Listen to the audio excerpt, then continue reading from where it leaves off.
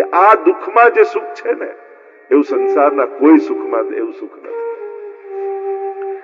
તો ત્યાં જયારે ચર્ચા થઈ, જે વાત કરી રહ્યો હતો, શિક્ષાપત્ર એવું છે, અદ્ભુત ગ્રંથ છે જે પરમ દુઃખનો અનુભવ કરાવે છે.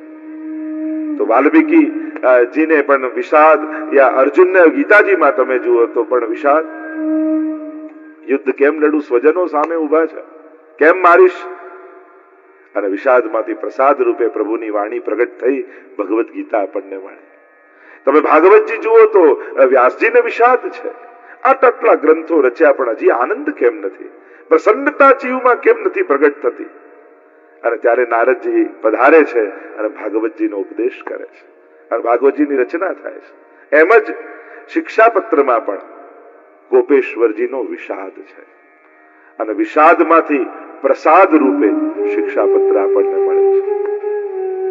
આ 41 શિક્ષાપત્રો 633 શ્લોકોમાં, કુલ આ શ્લોકોની ગણના કરીએ તો 5 શ્લોકોનો પણ એક પત્ર છે ને 35 શ્લોકોનો પણ પત્ર છે. શ્રી હરિરાય મહાપ્રભુજીની આ વાણી છે અને મહાપુરુષોની વાણી ત્રિકાલા બાધિત હોય છે. કોઈ એમ વિચાર કરે કે એ સમયે આટલા વર્ષો પહેલા હરિરાયજી એમના ભાઈને લખ્યું તો આપણું વાંચવાથી આજે શું થશે? ભગવદ વાણી અથવા મહાપુરુષોની વાણી ત્રણેય કાલમાં સટીક હોય છે, સત્ય હોય છે.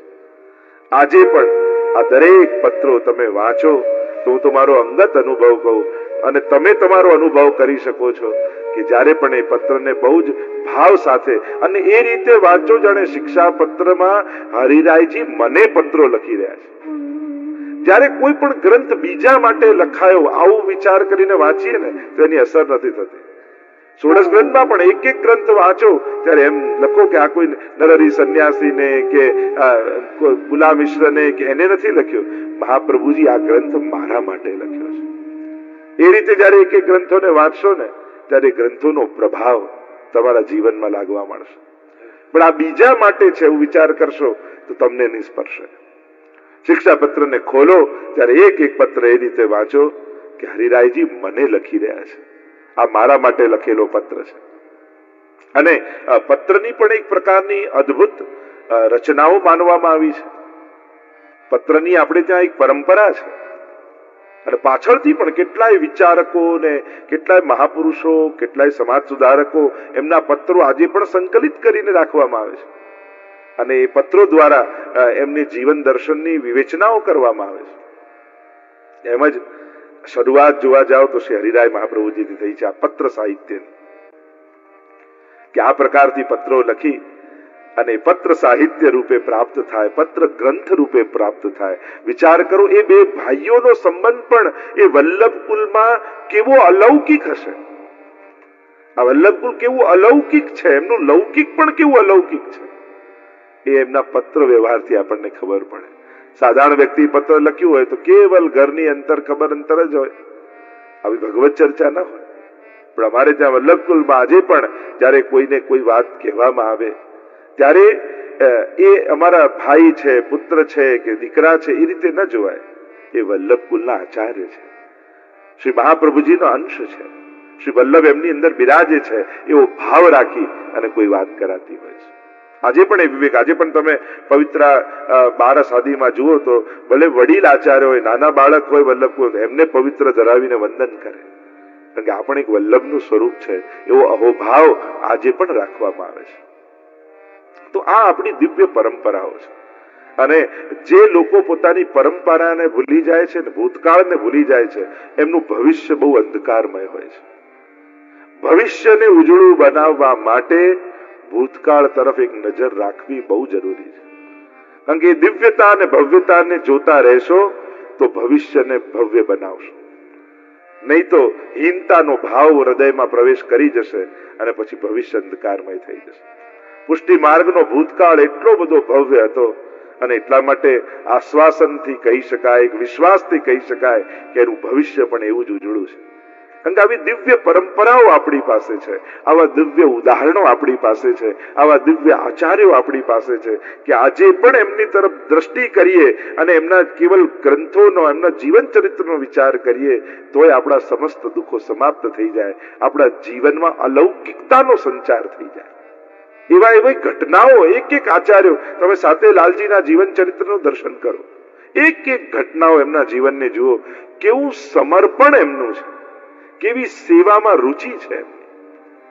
આ એક એક જીવન ચરિત્ર જેમ જેમ પ્રસંગો નીકળશે આપણે ચર્ચા કરતા જઈશું. શ્રી હરિરાય મહાપ્રભુજી લખેલા 41 શિક્ષા પત્રોનું સંકલન કરી અને 41 પત્ર રૂપે પ્રાપ્ત થયા. શિક્ષાપત્ર અનેક પ્રકારથી એની ચર્ચાઓ આપણે ત્યાં પુષ્ટિ માર્ગમાં કરવામાં આવી, પણ જો સંક્ષિપ્તમાં, કારણ કે સાર રૂપે આપણે લેવાનું છે તો વિચાર કરીએ કે શિક્ષાપત્રનું ફલ શું. કોઈ પણ ગ્રંથ જયારે પઠન કરતા હોય ત્યારે વિચાર થાય કે આ વાંચન કરીએ, આનો અધ્યયન કરીએ તો આનાથી ફળ શું મળશે. 5 ફળની જેમ ભાગવતજીમાં ચર્ચા છે, એમ જો શિક્ષાપત્રના 5 ફળની ચર્ચા કરું તો શિક્ષાપત્રનું પહેલું ફળ, ચિત્તમાંથી લૌકિકતાનો સંપૂર્ણ નાશ થઈ જાય. જો શિક્ષાપત્રનું સાચા હૃદયથી પઠન કરો તો તમારા મનમાં રહેલી લૌકિકતાનો નાશ થઈ જશે અને અલૌકિકતાનો સંચાર થઈ જશે. શિક્ષાપત્રમાં જ હરિરાય મહાપ્રભુજી ક્યાંક આજ્ઞા કરે છે, શિક્ષાપત્ર લખતા જ, કે જેમ અગ્નિ ઉપર જલ ચડાવવામાં આવે, તમે અગ્નિ પર પાણી નાખો તો અગ્નિ બુઝાઈ જાય, પણ એ જ પાણીને પાત્રમાં ભરીને અગ્નિ ઉપર મૂકો તો અગ્નિ પાણીને બાળી નાખે. એમ જ આ ભગવત ભાવ છે અગ્નિ. સંસારની લૌકિક કામનાઓ લઈને અગ્નિમાં નાખવા જશો તમારો ભગવત ભાવ બુઝાઈ જશે, પણ તમારી લૌકિકતા લઈને પણ સત્સંગના પાત્રમાં મૂકશો ને તો આ ભગવત ભાવનો અગ્નિ તમારી લૌકિકતાને બાળી નાખશે. એમ જ શિક્ષાપત્રનું પઠન લૌકિકતાનો નાશ કરે છે. ભગવત પ્રાપ્તિમાં કોઈ બાધક તત્વ હોય તો આપણા મનમાં રહેલા લૌકિક ભાવો છે. એ જ્યારે સમાપ્ત થઈ જાય ને, દુનિયા બદલવાની કોશિશ ન કરો, ભગવાન ક્યારે બોલે એની ચિંતા અને એની ઈચ્છા મૂકી દો, એક જ ભાવના રાખો, પ્રભુ મારી લૌકિકતાનો નાશ કરે, મારા સંસારનો નહીં, મારા મનમાં રહેલી લૌકિકતાનો. સંસારની કોઈ વસ્તુમાં થોડી સિક્કા માર્યા છે કે આ લૌકિક ને અલૌકિક ને અલૌકિક ને, કોઈ એમાં થોડી એવા સિક્કાઓ લખેલા હોય છે. આપણો એ વસ્તુ અને વ્યક્તિ તરફ જોવાનો દ્રષ્ટિકોણ નક્કી કરે છે કે આપણે એને લૌકિક બનાવ્યું કે અલૌકિક બનાવ્યું. ભોગવવાની ઈચ્છા થઈ એટલે લૌકિક, ભોગ ધરવાની ઈચ્છા થઈ તો એ જ વસ્તુ અલૌકિક. સ્વીકારવાની ઈચ્છા તો લૌકિક અને સમર્પણ કરવાની ઈચ્છા તો એ જ અલૌકિક. કોઈ વસ્તુ લૌકિક અલૌકિક હોતી નથી. આપણે એનો વિનિયોગ કઈ રીતે કરીએ છીએ એના પરથી એ લૌકિક કે અલૌકિક નક્કી થાય છે. અને એટલા માટે પહેલું ફળ લૌકિકતાનો નાશ અને અલૌકિકતાનો સંચાર. વિચાર કરો, આ આંખોમાં વૈષ્ણવતા વસી જાય અને પછી બધે જ વૈષ્ણવી ભાવનાથી સંસારને જો જોવા લાગીએ તો કેવો સંસાર સુંદર બની જાય. આ બદસુરત ત્યારે જ લાગે છે જ્યારે આપણી આંખોમાં લૌકિકતા હોય છે, રાગ દ્વેષ ઉદ્વેગ આ બધું હોય છે. અને એટલા માટે પરમ અલૌકિકતાનો સંચાર થવો. બીજું ફળ કયું? ભગવત ભાવની અભિવૃદ્ધિ થાય. શિક્ષાપત્રના વાંચન માત્રથી હૃદયમાં રહેલો ભગવત ભાવ પ્રજ્વલિત થાય, જીવ ભાવાત્મક બની જાય. અત્યારે આપણે બહુ બૌદ્ધિક છીએ અને બૌદ્ધિક હોવાને કારણે દરેક વસ્તુને જોખવા બેસી જઈએ અથવા માપવા બેસી જઈએ, દરેકની કસોટી કરવા બેસી જઈએ ઘસી ઘસી, અને એટલે એમ થાય કે 99 નકામા ને એ જ વ્યક્તિ કામનો. ક્યાંક ચકાસીને આપણે જ એકલા થતા જઈએ છીએ. આ ચકાસવાની વૃત્તિ જ આપણને એકલા પાડે છે. લોકો હંમેશા બસ એ જ રહે કે આ ખરાબ ને પેલો ખરાબ ને ફલાણો ખરાબ ને આ કામમાં ના આવ્યો. બધાને આ રીતે જોખવા જશો તમે જ એકલા થઈ જશો. માપવાની નહીં, પામવાની વૃત્તિથી જીવો. કેમ કરીને બધાને પામી શકાય? તો ભગવત ભાવની અભિવૃદ્ધિ. હૃદયમાં ભાવ જાગશે તો આપમેળે ભાવાત્મક જગત લાગશે. ત્રીજું ફળ કયું? તીસરું ફળ કયું? સત્સંગમાં અભિરુચિ પ્રગટ થાય શિક્ષાપત્રના વાંચનથી.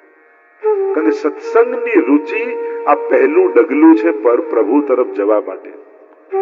જેને ભગવત સત્સંગમાં રુચિ નથી, ભગવત ગુણગાનમાં રુચિ નથી, ભગવત કથામાં રુચિ નથી, જેને વૈષ્ણવ જોડે ફાવતું નથી, ઠાકોરજીને એની જોડે ફાવતું નથી. સીધી સાદી ભાષામાં કહું, જેને વૈષ્ણવ જોડે ન ફાવે સમજી લેવું કે ઠાકોરજીને આની જોડે ફાવતું નથી.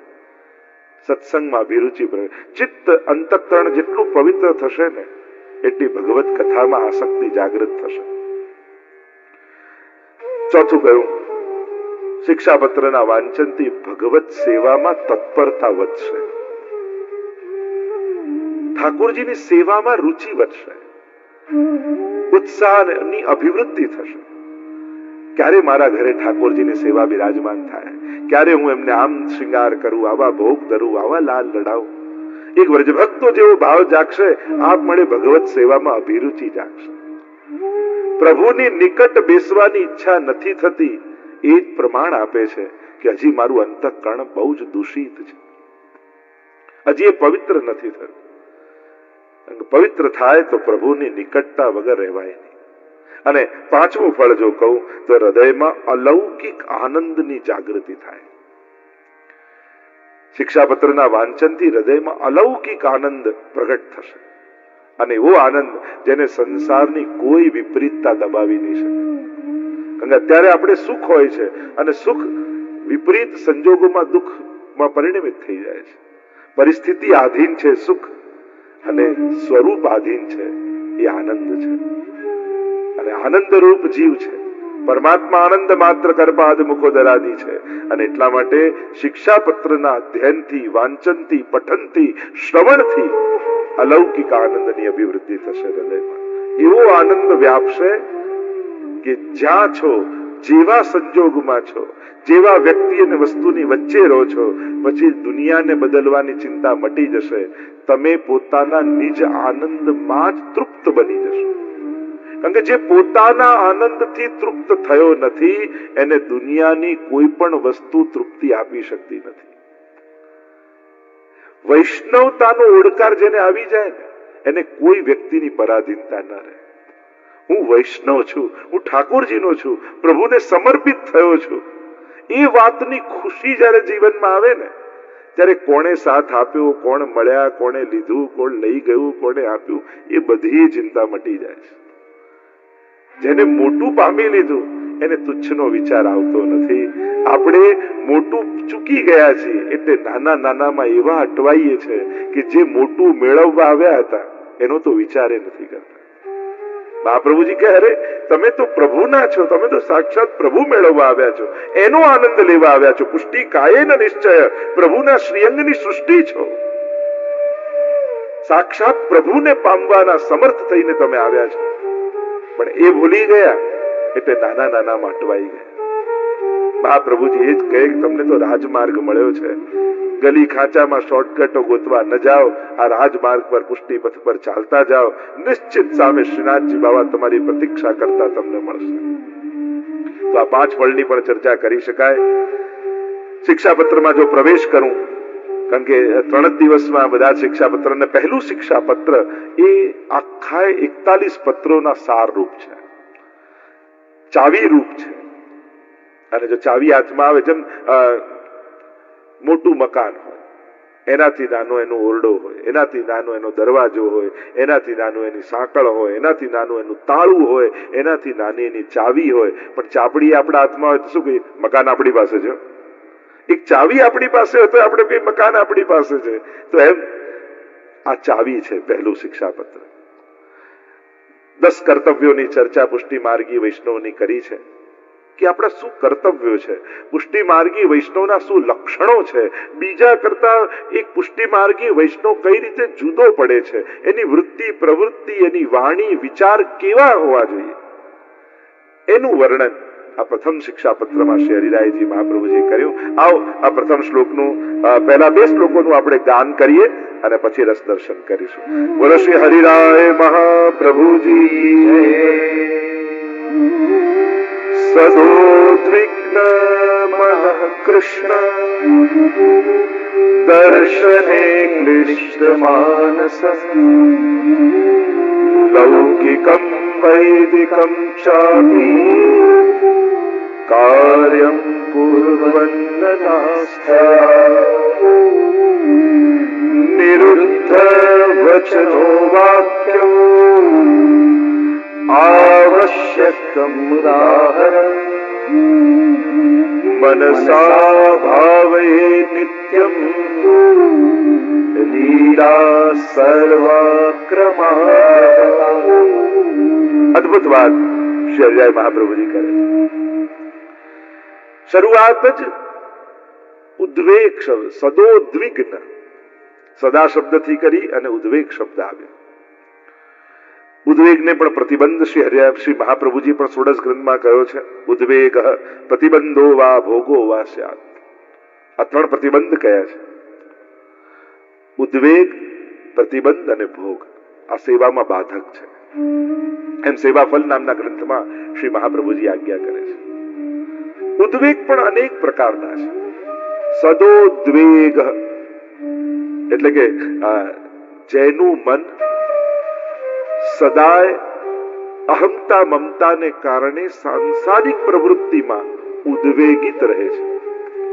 જેમ આખા ભક્તના લક્ષણ આપ્યા છે કે પુષ્ટિ માર્ગી ભક્ત કેવો હોય, આ શિક્ષાપત્રનો અધિકારી કેવો હોય, મહાપ્રભુજીનો સેવક કેવો હોય. 10 કર્તવ્યોની ચર્ચા 24 શ્લોકમાં પ્રથમ શિક્ષાપત્રમાં હરિરાયજી કરે છે. સંક્ષિપ્તમાં પણ પાછળથી ચર્ચા કરીશ, પણ થોડાક જો શબ્દોના ચર્ચા કરીએ. સદોદ્વિગ્ન મનઃ કૃષ્ણ, જેનું મન અહંતા મમતાને કારણે સદાય સંસારમાં ઉદ્વેગિત રહેતું હોય. જે ભગવદીય છે એને સંસારમાં બહુ ફાવતું નથી, સાંસારિક વ્યવહારમાં બહુ રુચિ થતી નથી, લૌકિક પદાર્થોમાં એને આસક્તિ નથી, એનું મન ઉદ્વેગિત થઈ જાય. નારાયણદાસની વાર્તા જુઓ ને, સવારે પથારીમાંથી ઉભા થાય ને આજુબાજુ રત્નોના ઢગલા પડ્યા હોય, એટલે એમની ભત્રીજી ઘરે રહેવા આવી હોય ને એટલું બોલે નારાયણદાસ, જુઓ ને આ બગાડ પડ્યો છે અને ચોખ્ખું કરી નાખ, આમાં ગોબર લીપી દે. અને કચરો કાઢે અને થોડી વારમાં તો એ જ રત્નો કચરા બની જાય, ધૂળ બની જાય. બહાર કાઢે ને એની ઉપર ગોબર લીપી દે, કારણ કે જેનાથી મન બગડે ને એ બધું કચરો જ છે. જેનાથી ઉત્તમ વિચારો અધમ બની જાય એ બધો બગાડ જ છે. જેમ તમારા વ્હાઈટ શર્ટ હોય ને એમાં કઈક દાગો પડે તો એ કચરાએ આખો શર્ટ બગાડી દીધો, એમ જ કહીએ ને. એમ જેનાથી મન બગડે એને જીવનમાં સ્વીકાર કેમ કરી શકાય? લાભ બુદ્ધિને દેખાય છે, પણ જે બુદ્ધિને લાભ દેખાય એ બધું કલ્યાણકારી જ હોય એ જરૂરી નથી.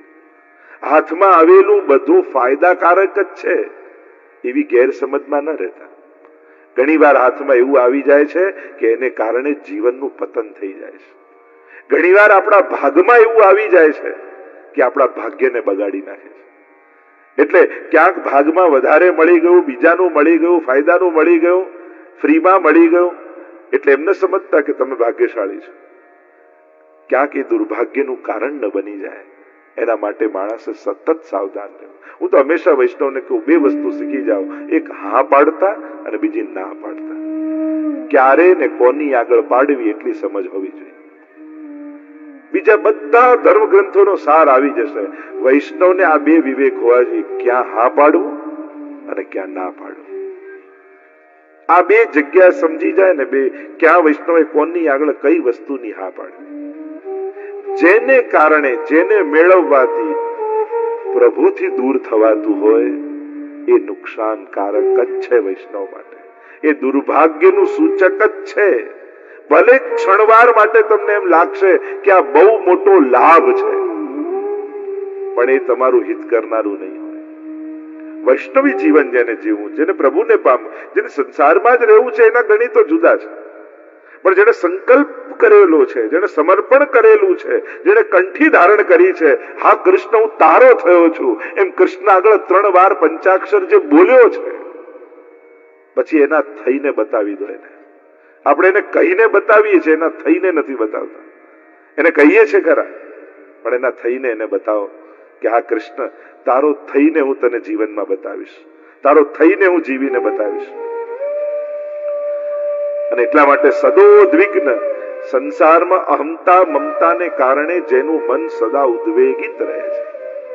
ગોવિંદ સ્વામીની વાર્તામાં તમે જુઓ ને, દીકરી છે પણ હવે આસક્તિ સમાપ્ત થઈ ગઈ. લોકો ગોવિંદ સ્વામી કહેતા, તો ગામમાં એક વૈષ્ણવ શોધતો આવ્યો અને પાદરે ગોવિંદ સ્વામી જ મળે. પૂછ્યું કે ગોવિંદ સ્વામી ક્યાં રહે છે? ગોવિંદ સ્વામી કહ્યું, અરે તમે તો ઘણા મોડા પડ્યા, ગોવિંદ સ્વામી તો ક્યારના ગુજરી ગયા છે. શું વાત કરો છો? અરે હું આટલી દૂરથી એમને મળવા માટે આવ્યો છું, એમની ખૂબ પ્રશંસા મેં સાંભળી છે. પેલો તો બહુ નિરાશ થઈ ગયો, થયો કે ચલો એમના ગામમાં આવ્યા છીએ તો એમના ઘરને તો વંદન કરતા જ જાય રહેતા હતા. અને પૂછતા આવ્યા આ કે કોઈએ કહ્યું આ ગોવિંદ સ્વામીનું ઘર. દરવાજો ખટખટાવ્યો, દરવાજો ખોલ્યો તો ગોવિંદ સ્વામી જ અંદર નીકળ્યા. કહ્યું અરે તમે તો કહ્યું હતું ગોવિંદ સ્વામી ગુજરી ગયા, તો તમે તો છો, આવું કેમ બોલ્યા? ત્યારે બે હાથ જોડીને ગોવિંદ સ્વામી કહ્યું, હજી હું કહું છું, ગોવિંદ સ્વામી તો ક્યારના ગુજરી ગયા. જ્યારથી બ્રહ્મ સંબંધ લીધું, સ્વામી પણ તો ત્યાં જ સમાપ્ત થઈ ગયું. હવે તો આ ઘરમાં ગોવિંદ દાસ રહે છે, હવે તો ઠાકોરજીનો સેવક રહે છે. સ્વામી પણ તો ક્યારનું સમાપ્ત કર્યું. દીકરી કહેવા લાગી, પિતાજી આટલા વર્ષે હું ઘરે આવી છું, વાત તો કરો. ગોવિંદદાસ કહે, મન એક જ હતું અને એ તો શ્રીજીને સોંપી દીધું, બીજું હોત તો તારામાં લગાવે.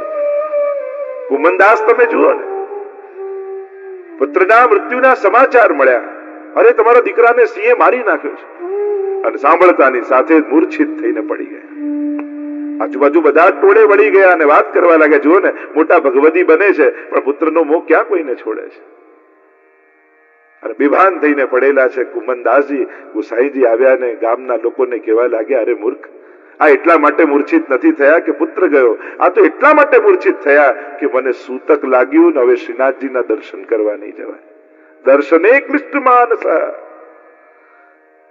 આવી વૃત્તિ ભગવદીઓની છે. સદોદ્વિગ્ન મનઃ, જેનું મન સંસારમાં સેટ નથી થતું, એ ભગવદી છે. કારણ કે ઘણી વાર બહુ ફાવી જાય ને સંસારમાં, પછી એમાંથી મન કાઢવું બહુ અઘરું થાય. કુંતાજી એટલે જ તો કહે કે પ્રભુ સંકટો આપો ને, કારણ કે મારું સંસારની છોડવાની તાકાત મારામાં નથી, પણ દુઃખ આવશે ને તો સંસાર જ મને છોડીને જતું રહેશે. ઘણી વાર ઠાકોરજી વિપરીત સંજોગો આપીને આપણી આસક્તિ ઓછી કરે છે. ઘરમાં બધા અનુકૂળ છે સેવામાં, તો માનો ઠાકોરજી ઈચ્છે છે કે બધા ભેગા થઈને સેવા કરીએ, અને બધા પ્રતિકૂળ છે કે બધા કોઈ માનતું નથી ને કોઈ વિરોધ કરે છે અને આપણા કયામાં નથી ને ન લૌકિકમાં ન અલૌકિકમાં કોઈ રીતે લેણું નથી, ત્યારે માનવું કે જો ઠાકોરજી મારી આસક્તિ કઈ રીતે છોડાવી રહ્યા છે. ક્યાંક મારું મન આ લોકોમાં ફસાઈ જાય, પણ આ લોકોના હૃદયમાંથી જ મારો પ્રેમ લઈ લીધો છે અને કોઈ મને પ્રેમ નથી કરતું. પ્રભુનો ખૂબ ઉપકાર છે કે નહીં તો મારું મન ચોક્કસ આમાં ફસાઈ જાય અને ફરી પુનરપી જનનમ પુનરપી મરણમ પુનરપી જનની જઠરે શયનમ, એ 84 લાખના ચક્કરમાં મારે પડવું પડત. ઠાકોરજીએ મને બચાવી લીધો. જેને આવા વિપરીતતામાં પણ કૃપા દેખાય ને, એ જ વૈષ્ણવ છે. જે વિપરીત સંજોગોમાં પણ પ્રભુની કૃપાને શોધી લે, એ જ વૈષ્ણવ છે. બે પ્રકારના લોકો, એક કૃપાના સમયે અલૌકિકતાના સમયે પણ સંસારને ગોતે છે અને ઘણા સંસારમાં પણ ભગવાનને ગોતી લે છે. આ કળા શિક્ષાપત્ર આપે છે. જે 10 કર્તવ્યો આપ્યા છે, જે 10 લક્ષણો બતાવ્યા છે વૈષ્ણવના, એમાં પહેલું લક્ષણ કહ્યું સદોદ્વિગ્ન મનઃ કૃષ્ણ. કારણ કે જયારે સમજાઈ જાય તથૈવ તસ્ય લીલેતી મત્વા ચિંતામ ધૃતમ ત્યજેત, મહાપ્રભુજીએ મહામંત્ર આપી દીધો છે. કારણ કે જ્યાં ચિત્તો દ્વેગમ વિધાયાપી હરિ યદ યદ કરિષ્યતિ તથૈવ તસ્ય લીલેતી મત્વા ચિંતામ ધૃતમ ત્યજેત. અરે ચિત્તમાં કેમ ઉદ્વેગ છે, કેમ ચિંતા છે? ચિત્ત તું સિદ્ધને ચિંતા કરે, કૃષ્ણને કરવું હોય તે કરે. ચિત્ત સિદ્ધને ચિંતા કરે, જીવ તો સિદ્ધને ચિંતા કરે, કૃષ્ણને કરવું હોય તે કરે, કૃષ્ણને કરવું હોય તે